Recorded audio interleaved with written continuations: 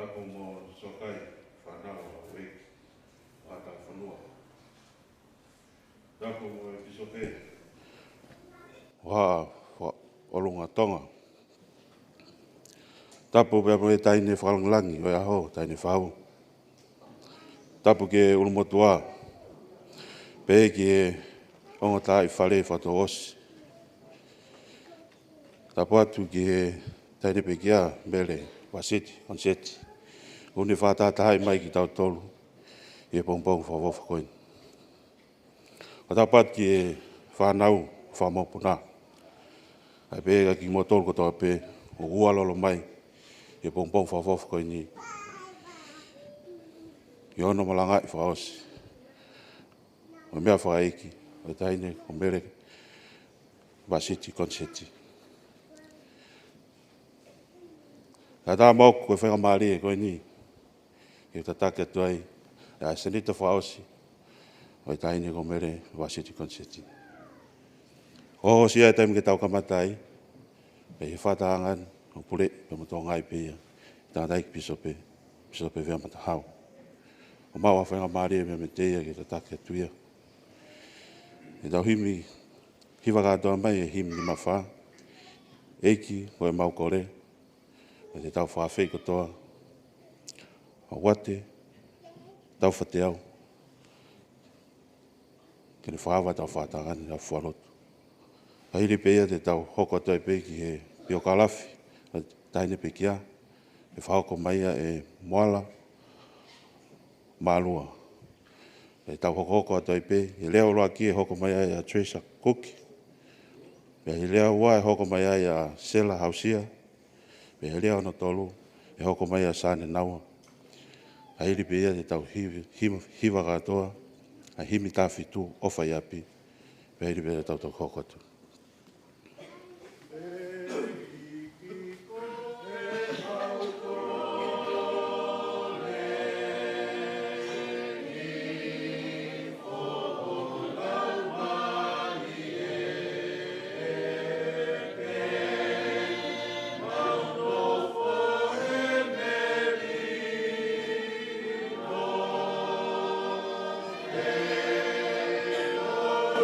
Ai mo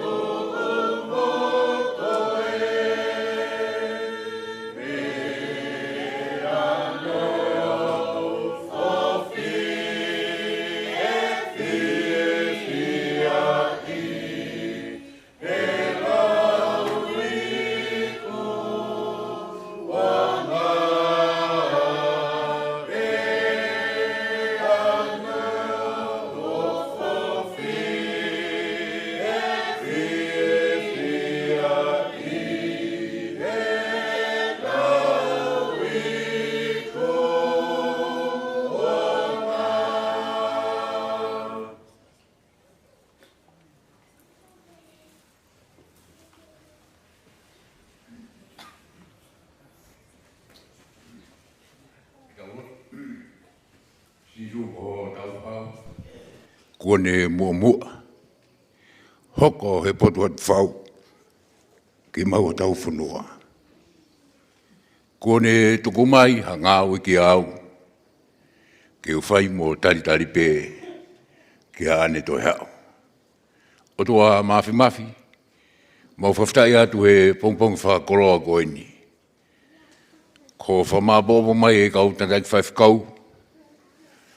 Whamiri. Ke whai e tatau whakaosi. Ki he whae koeni. Paku maroto atu ki ha Fiona o mivi. Whakanonga aki ai whamiri. Whanau mo whakamopuna. Te wen ki whahano malanga i whakaosi. O e whae koeni o mauroto. Tendaki piso pe pa mo koroa forofora a koeni. Whakarea o forofora. Ke o. Ki he whamiri. Pe mo ka ngā kotoa. Mau kone ni sisu kaisko aro. Koe pe mo whamui. Amen.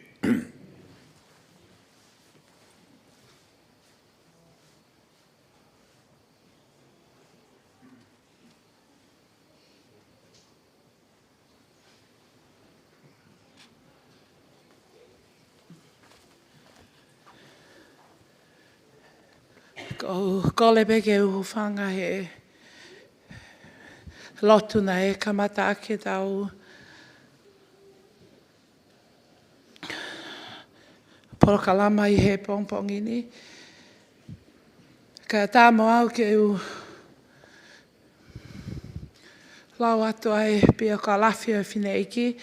Ka ki mui a kou atu ai whaatapu ki a ho eiki. Whaatapu ki he bisope. Atu e whaatapu ki he urumotu a. Atu e whaatapu ki he whangawhae. Ka mai whangatoko ua, whangatunga ane. Kai maa ki mau tauru kotoa pe o tau lonuku i he malumalu. O e whale ko eni ko hia ko e malanga i whakaosi o e whae ko eni. Kai tukpe mua kia te au ke u whakahoko atua e pio ka lawhi o e whae ko eni. Te keke ko tō mui mai tā hine ne amanake ne whakahoko atua e pio ka lawhi. Kai tukpe ke u whakahoko atu pe. Ko Mele Vasiti Koniseti. Ko neonga mātu a. Ko Malakai Koniseti.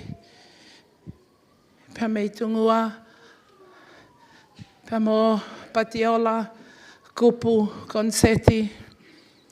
O koro motu a, mo koro whaau. Ko Mele Vasiti na e tupu hake ko e nau whanau e toko walu. Ko whika ula aki ko Pili Mlose Koniseti. Pea whika ua ko mamana mau aho Koniseti. Pea ko whika tolu ko Mele Vasiti Koniseti o tau whatatahai. Pea whika wha ko Melelei Pulu. Pea whika nima ko Pentavalu Koniseti. Pea whika ono ko Samiu Koniseti. Pea whika whitu ko Asnate Koniseti ko nisi mamao atu. Pea whika walu ko Fifita uhi. Ko Mele Vasiti Koniseti na ene whanau e toko ono. Whika ulaki ko Stella a ene ku whakauha atu. Pea whika ua ko Sane Cook. Whika tolu ko Tris Cook. Whika wha ko Penny Cook. Pea whika nima ko Tom Cook. Kune si mamao atu. Pea whika ono ko Albert Cook. Ko Mele Vasiti Koniseti na e tupahake pe I kolofo au. Pena e ako pēa a Mele Vasiti I he api ako nuku alofa. Pea ne whakaukau a Mele Vasiti ke ne hik whanua mai ki Nusilani ko hia ke maua mai o kumiha mo ui I e whanua koe ni. Pena e whai a e hiki mo ui mai.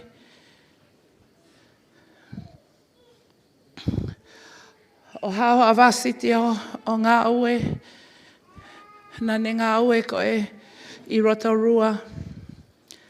Pea lahi e taimina ne whaalo atu ai ke Amerika ki ano whanga tautehi nā o kuna utako lahi Amerika.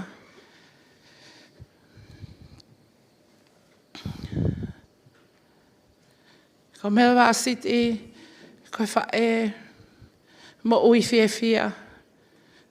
Koe whae loto taua tā ina. Ie wha osia ne mo ui. Nei to koto I he Middle Moa Hospital he taimina ne whaingata ia ai. Ne ongona ne whaingata ia ka nei ke mausia oku. Ia iha mata mamahi ia te ia. Ko whiwhine loto lahi. Pea whawhetai ke iki ko hia. Nei hausia e Mele Vasiti a hono tau. Ko e tau whakatohi tapu o nei hausia hono tau whitunga fulu. Na e mate pe malo lo.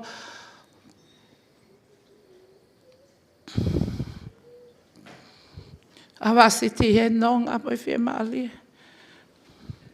Na ne tatau mai ki a tek mautol. Pamane omi ai whekau. Ke mauloto lahi e whanonga ni. Pea o te mautau sio ki mui. Ka mau sio pe ki mua.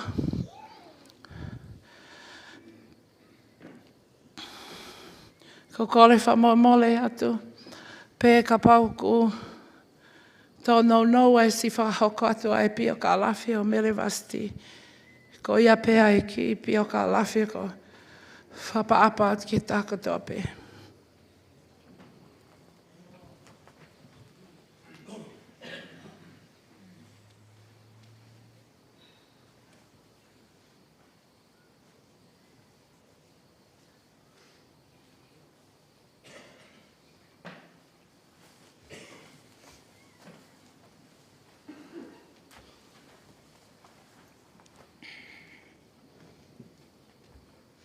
I just want to make my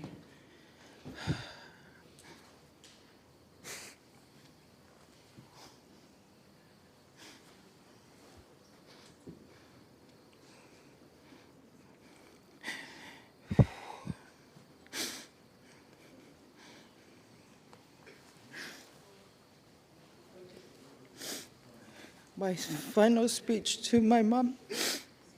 And I'd like to say thank you to my mum and also to our dad, he's here. I just want my dad to know I love you so much. And it means a lot to me to see you here with sunlight. I know she's very busy, but you make time for mum. And she speaks very, very lovingly and highly about you, Sunlight. I remember my last conversation with Mum talking about you. And e tā no ma pe whine ofa ia au mo ki whanau. And I appreciate very much seeing you here today. It means a lot to me. Also, thank you to my mum's sisters for travelling far. It means a lot to her that you guys arrive. My sister said to talk about something funny, so if this is a little bit inappropriate for everybody, but one of my happiest memories with my mum is together with my siblings, all my siblings, my children, even some of the grandkids are starting to do this. We have a thing that we always do when it's holidays. We play coins, and you know, all my kids, this is a very happy memory for all of us, my siblings, myself, and all my brothers and sisters, and even my own children and nieces and nephews. I just want to leave one message for my siblings. Just because mum's passed away doesn't mean that you slowly distance yourself into your own world. That my house is where she's mostly at, visiting for a long time, every time. It's always open for use 24 hours. And I'll do the same cooking when she was alive. My doors are always open for all of you. When you need me, you all know that.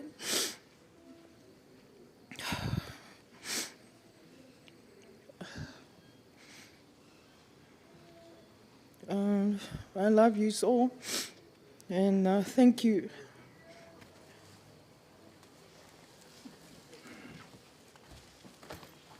Ko le peka o te ihu whanga whatapu kai whahoko atua I talanga fua peka o hiago I polo kalama e pongpongi ni. Whatapu makeha I peke he piso pe, ka mai kai ngā lotu. Ka mai ulumotu amo ki mautol kotoa pe. Ka whuke te whupotoha lea pa mo hangahi. Pea whamomole at pe.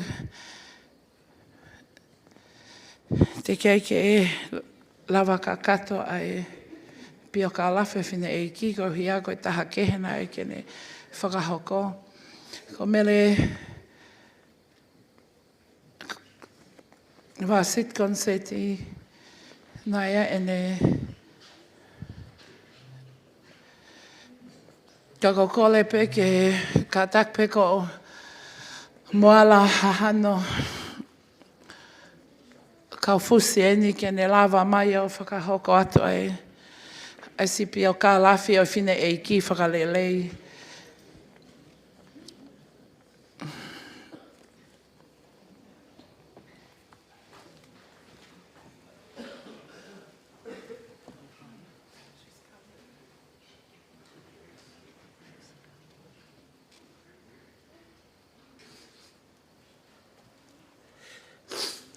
Whamole at whamiri, kai atunga I lere mai mi motu, tō mui he waka. Whatap ki a whiai o tua, ka koe ao niu, moi whakalewere.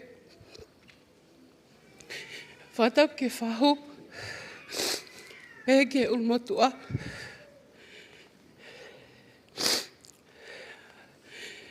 Whatapu ki whanau, moi whangamopuna ho eiki. Whatapu ki pekia, kune whatataha I ki tautolu he ahon. Mo ki mautolu kotoa pe, o tau kau whakata, he loto wharen. Kai tuku mua ke uhuwhanga I he tala whatapu kakato, oi whanua, mai lotu. Kai a tāmu au, ki whakahoko atu, ai pio ka lafi, o Mele Vasiti hahau mai Koniseti. Ko Mele Vasiti, nei tupu ia me he ongo mātua, ko Malakai Koniseti o tungua haapai. Pea mo pati ola, turiki moana kupu Koniseti o kolofo au. Nei whaele ia Mele Vasiti, I he aho tahaua o Epereri o e taha hiwani maono. Ko Mele Vasiti, ko I whikatolu ia I he whanau e toko walu a patiola mo Malakai. Ko lahi taha, Pirimilose, Vaskoula, ana whakaosearea Koniseti, Nofo Amerika. Whikaua, paia I mamana mau aho Koniseti, Nofo Tonga. Ko hoi fua taha, ko talavou taha, aia koe ne oku pekia, oku tau whatataha I ahon. Koe whikawha, Pentawalu Koniseti, Nofo Amerika. Whikanima, sa miu pule Koniseti, no New Zealand. Whika no, Melelei, Moli, Pulu, no for America. Whika fitu, as nate masa Koniseti kone pekia. Mama sisi taha ko whiwhita Leighton Wuhi. Nei tutupuha ke pea Mele Vasiti I pahukolo fo'ou.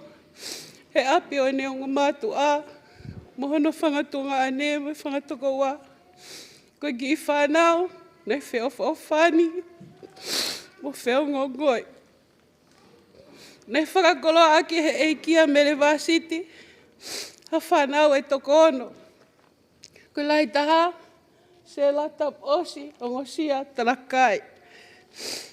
Whika wā, sāne, naua, toki. Whika tolu, Benjamin Cook. Whika whā, Teresa Farrell Cook. Whika nima, Tom Cook o ne pekia. Pema sisi taha, Albert Cook. Nei toi tāpua ki I whaki e kia Mele Vasiti. Angi aki hawhanga mokopuna uluaki e tolungo fulu maono. Moi mokopuna ua e ua fulu maono. E kai te ulau hingoa nā toa fofonga.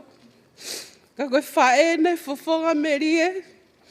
Moi ulunganga whakakaristiane. Moi loto ofa. O tatau beki hono whangatoko ua. Kai mahulu angi ni ofa ni whanau. Moi whanga moka puna.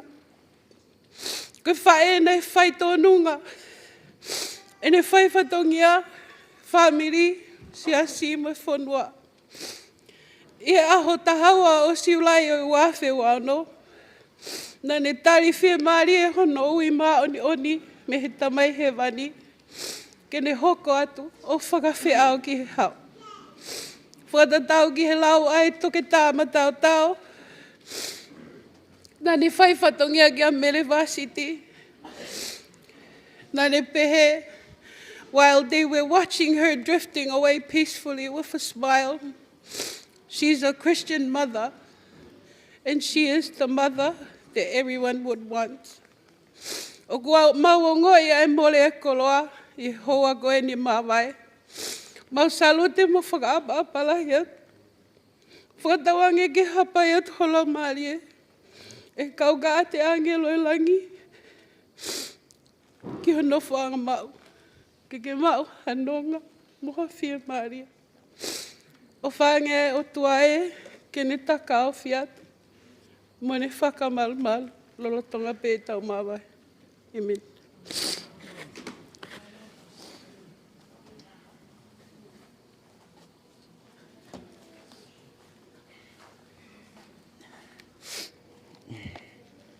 Malo moulele.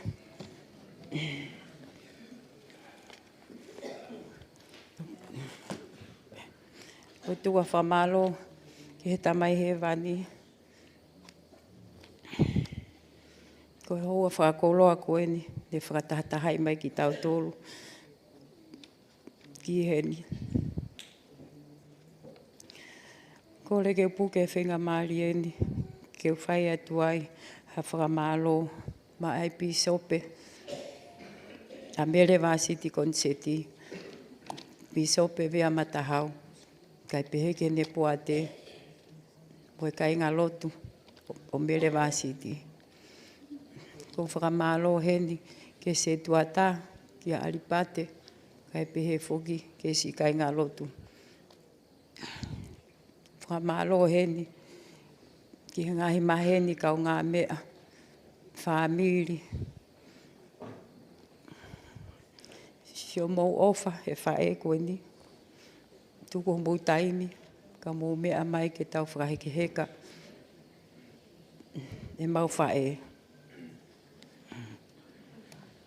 Ko e tā o kuongo pia mamahe. Ka kuhoko sio mou ofa ia ki mau tolu kai peheke mau whae. Ke whakamaa ai, ai whainga tā koe ni. Mo ni whai e tangi. Koe tangi pe, i he mawai mo whae. Ka ki au, o ko mahi noi. O talitali mai whae. Mo amanaki le talitali mai whae koe ni. I he whaha i e taha. Ke mato e whetau laki he fie fia. Tangi hoku whangatoko ua. Tangi hoku whangitonga ane. Tangi mo no whangatoko ua. Tangi loto mamahi nau tolu ia. He nai keke hanau taimi lahi mo whae. Tangi pia sāne mo e fie fia. Uhi he nai awe sāne o whaka uli holo i mau whae. Whaka ewe e wae. Whai honolo tō. Kai pehe foki. Ke o whaanga o i mau whae. Ko Viliami unga naua toki. Si ia ue ni ki he mālolo e whine eiki. Si kei tū pia Viliami. Si whai e me fō. Awe ki whale mahaki. Whai e mea tokoni. Fie whine eiki. Kei loi whine eiki. E Viliami au kai taimini. Ai mai fō i lauia ka Viliami. Ospe kua kata. Si mālo ki hoku hoa. Ia ne tū ta whaaki. Ia au he taimi ko toa pe. Ia ko whae koe ni whae ofa. Ofa he taha ko toa pe. Koe ki ha taimi te te whanongo e si tala noa. Whekau aki mohata. Ofa tatau pe ia ki mau tōlu. Kai mahurange ni o whae a sāne naua. Ko e ne pere. Whakamalo e ni ki he whae he tamai nau si heni. Me tanga malo au pito. Mum had loved you as always. And thank you for everything. Ko kore whamore more whoki heni. Hasi ngahi tōno no o hātu. Mea ki mau tōru whānau. Mō kātaki whamore more an ki mau tōru. Kai pehe whoki he whāmili. Ai nau mahe wahe ange ki he mako ulumotua. Koe whamilia koe ni, koe si loo watu he mea katoa. Mālo pe mo sāne, ko uhi ko no ako ia e Viliami, ke tai me mea katoa. Mo si o pe mo tōria ki he ahoni. Si mālo, ai lava mai, tai ne ko moala ke lawe pio kalafi. Si kai ke aha mea te mau mau, ke whakamālo ia ki si o mou lava mai. Koe mau ofa. Tok whakakato ai pehe e o tua. Mau ofa. Ia ki mou tōru. Ko ofa lahi ka ki mou tōru no kotoa. Mou whakamole mole na kui aha mea ku ngalo iau. Ko where lea ki high blood pressure. Mo e suka. Mo ngahi mea ki he kehe. Tok huu pe ke ofisi o pisope o. O vahe ka pisope. Ko ofa lahi ka ki mou tōru. Ko ki vahe pia o lava ki uwhai. Wafas Christ. Amen.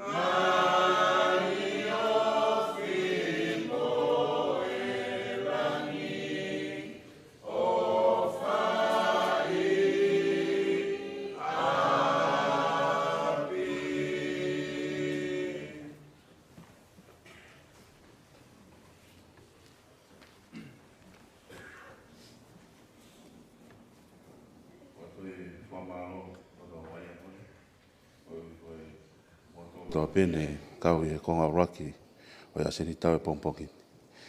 E tau hiwa tuku pe te tau hiwa e himi warunoa na e fio i pe e sisu.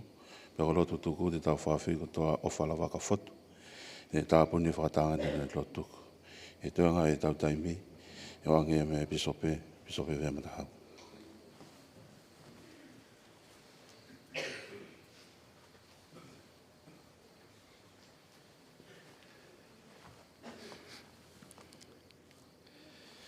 Korege u whamalumalu i he ngahi talawhapapa ka tō pēku osi ono hau whake atu pia mi moani.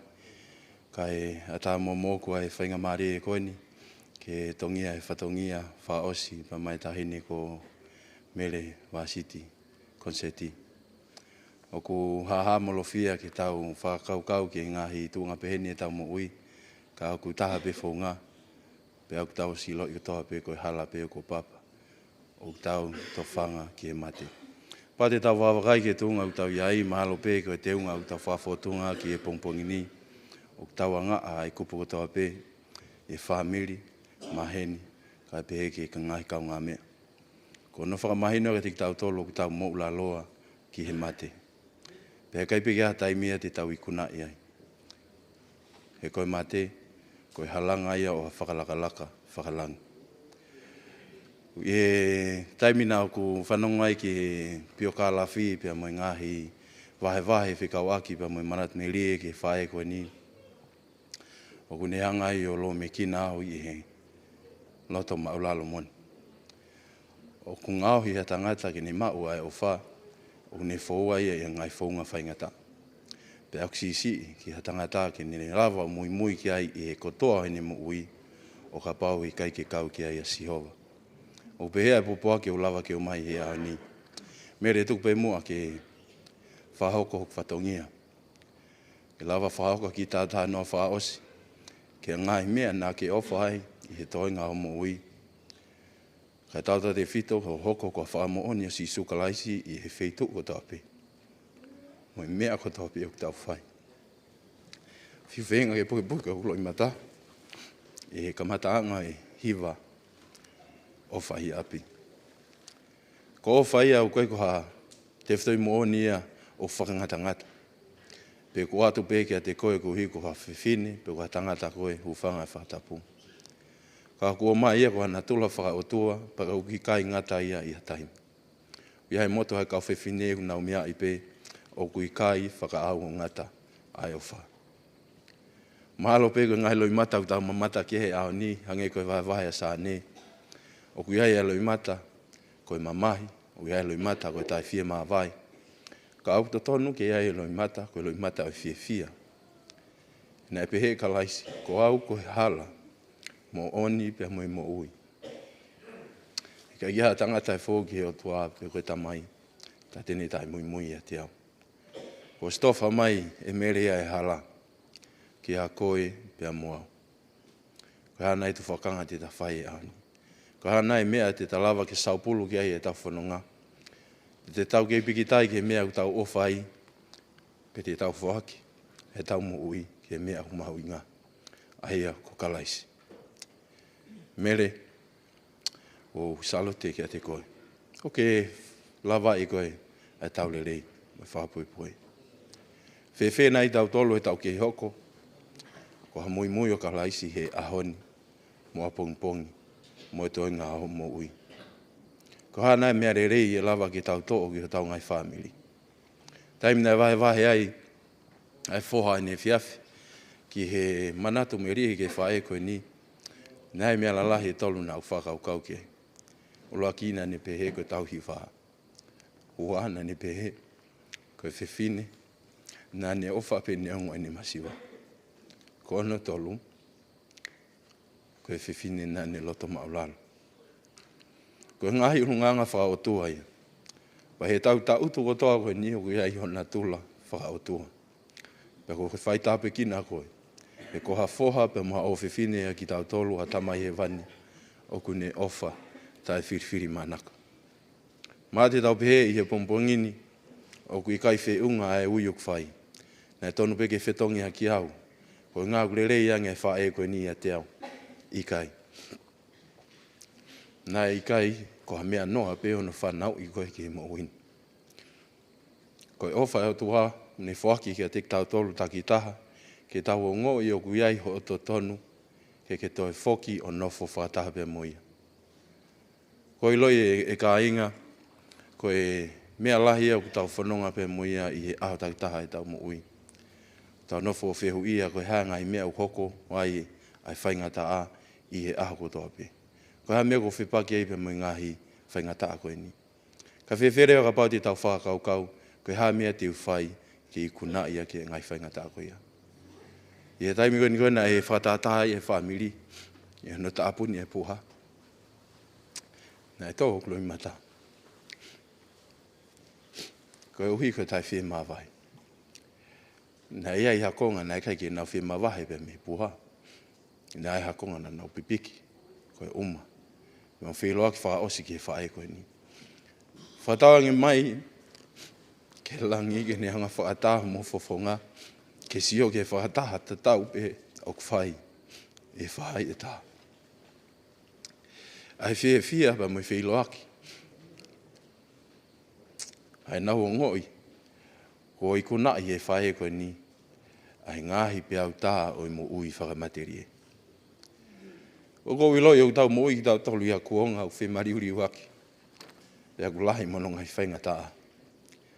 Ka koe tari o kutaha pe, ko e tau fōu i a Sihova, pe atui ki e eiki ko sisu kalaisi i he mea kotoa pe.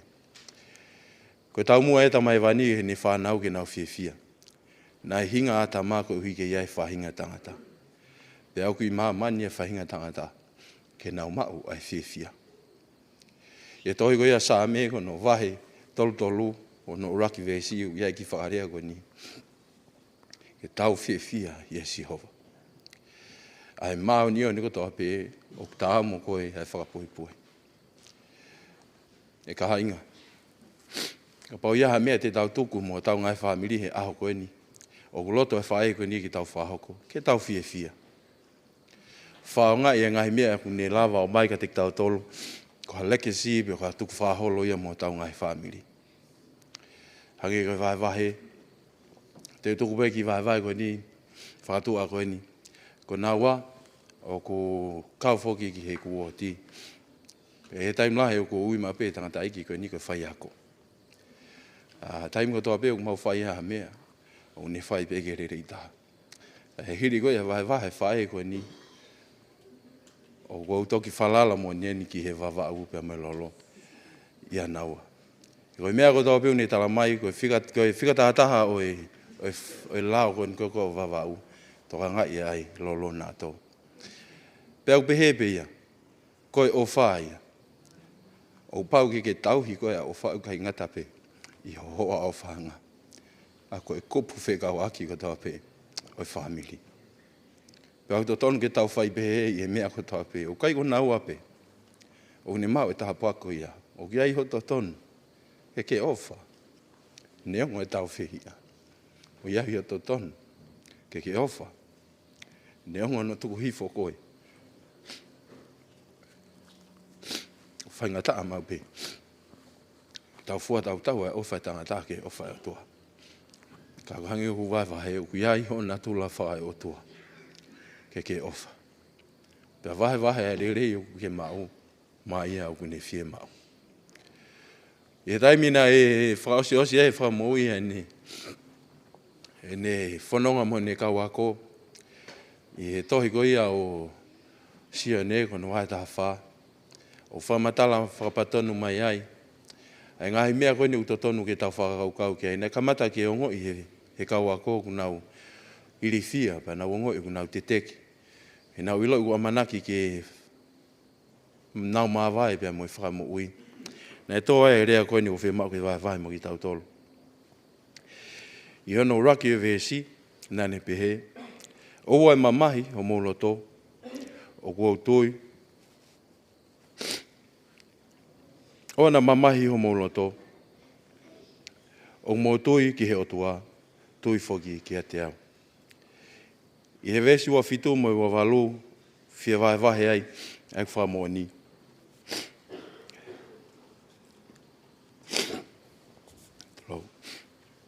O pehe. O kua tuku a merino ki a teki mautolu. O eku merino o kua whaki ki a teki mautolu. O kua kai hange ko ia o kua whaki i he mamani. A eku whaki ki a teki mautolu. Oua nā mou mamahi o mouloto. Pea oua nā mana wahe ia. Ko mouongo i eku leo ki a teki mautolu. O kua alu, pea te utoi hau ki a teki mautolu. Ka ne mou ofa ki a te au, te mou fie. O pehe pea e whaafe u whai e mere e ahoni.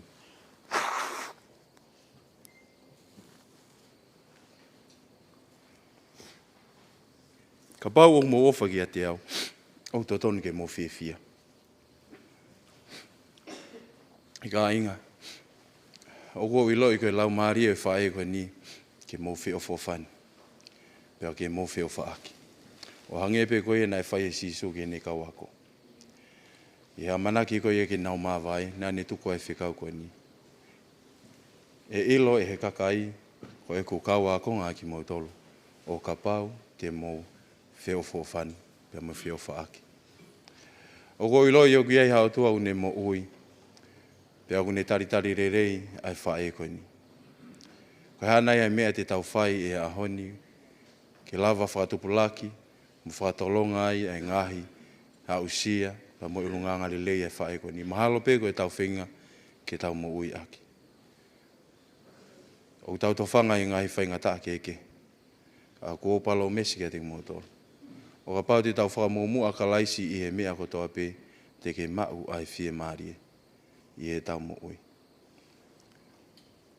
Ko au ko e ki o ko haisia ke whai. O ka mō ka whai ai a ko reaki. Pa o ka pau e kai ke mō whai ai a ko reaki, he kai ke iai ha mutala ofa. Mahalo pe ko taimine rei peni, ke whatataha i a tau ngai whamiri. Whakamumua ngai mea o kutoi mahu ingange. O ia ngai mea o mahu inga pe. Mahalo pe o tau kei hanga noa pe i ngai koloa e mamani. Ka te whakamooni ka tiku mo tolu. Hei kai te mō malu ta e kaua ka laisi i he omo moi. Ko ia he whiwhianga. Ko ia e maluanga. Pea ko ia ai whakanonga anga ki e taimi o e whaingata. Nā ne hifo pe kia, e whakatata ai hala maa mere, Ka behe ke te koe pe moau. Ki whatau ke mui tangata. O whalahi ke pekia. Ki taimi nau wheo hi pe muia.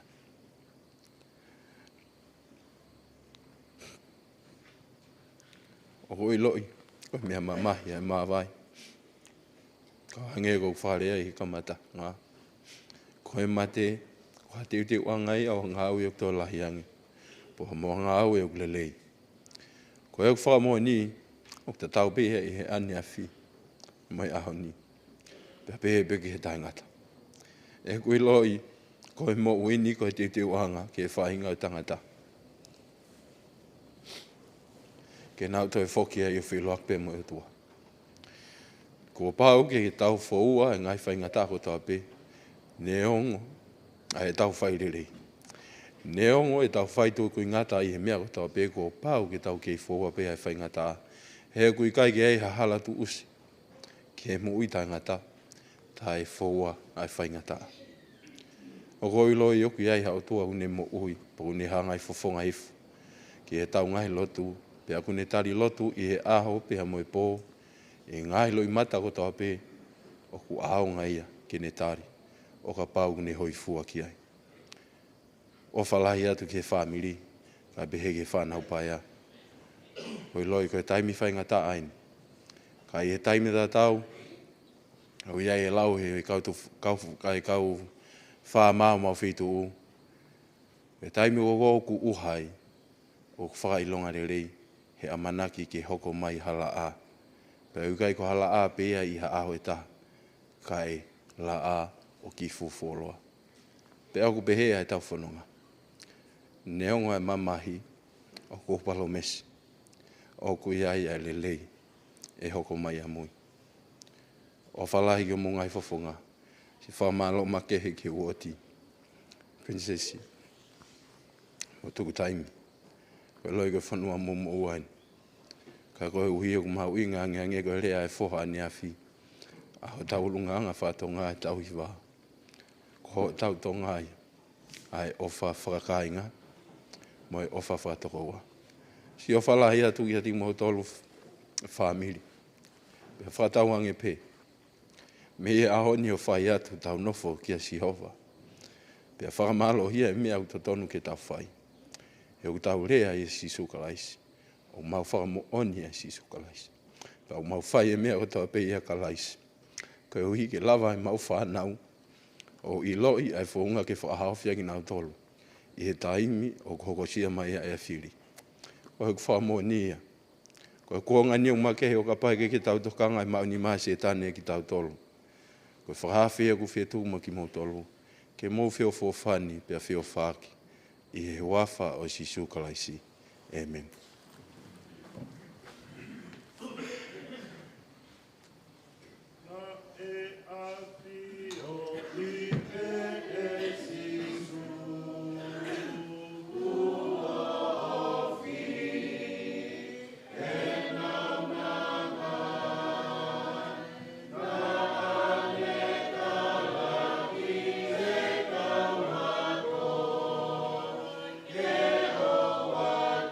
Now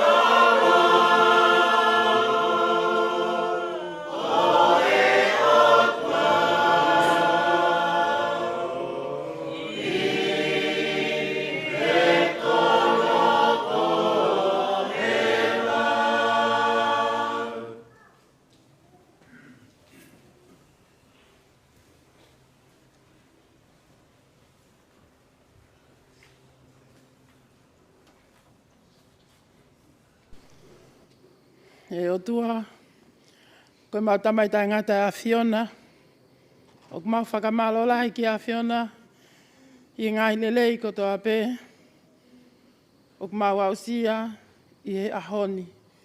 Ko ia ko hangai tāpua ki na lava ki hangai tāpua ki nā, ki mau tolu, koe whaamiri, koe toko ua, koe tuonga ane, koe whangamoko puna, koe whae, koe kai ngā loto, koe maheni, koe sola mo vulangi, ke whakaatata o mau ngai taimi, ke mau kau whakataha, mo ki whanau pahea. Hono whakaheke heka, ai mo ui, oi whae, nāne whaataku, ko ia koe karistiane. O ku mau whawhetai ko uhi, ko lau maalelele o ke tāpe ki nāki, ai whae ko e ni, ke mau molo molo mui wai atu ai. Pa oa nā ngaro ia tek mau tolu, a enele a, koe karistiane au. He koe karistiane, koe kakai o kuloto, ofa mo oni, mui mui ki e hala o e fuakawa, koe tau i ki ene ngai whekau. O mau whawhetai ai e Sihova, koe ngahi tāpua ki lele. Mo e koloa, na ke tōka ke moi e whae koe ni, ke mau wako me ai. O ku mau kōle whakamole mole ki a Fiona, ka pau kua ngai tōno nou nai hāma te ku mau tōlu. Tālu me he aho, ne hiki atua e whae koe ni. O au mai ki he aho ni. O ku mau kōle whakamole mole ki a Fiona. O ku mau kōle ki ho a Fio, ai toenga o e polo kalama, o Mele Vasiti Koniseti i he hoa tāni, ke mau whea o be mo lau maari e. Ke ne tataki mau tōlu e waa hala mei heni, ki e whei tuu. O whakahek heka isi ene wholau. O ku mau kolea, ke whakalau lau ana tula, ke kau holau maari e mo tek mau tōlu. Si tāpe kina e piso pe mo kai ngalotu, kai maa ki nau tōlu koe maheni, pe heke whaamiri ono kotoa, mo e ulu motu a, koe mau lotu ia, mau whai, e loto mau lala moni, e hua whaho alo ko si suka laisi, ka ko mau whamoi, amen.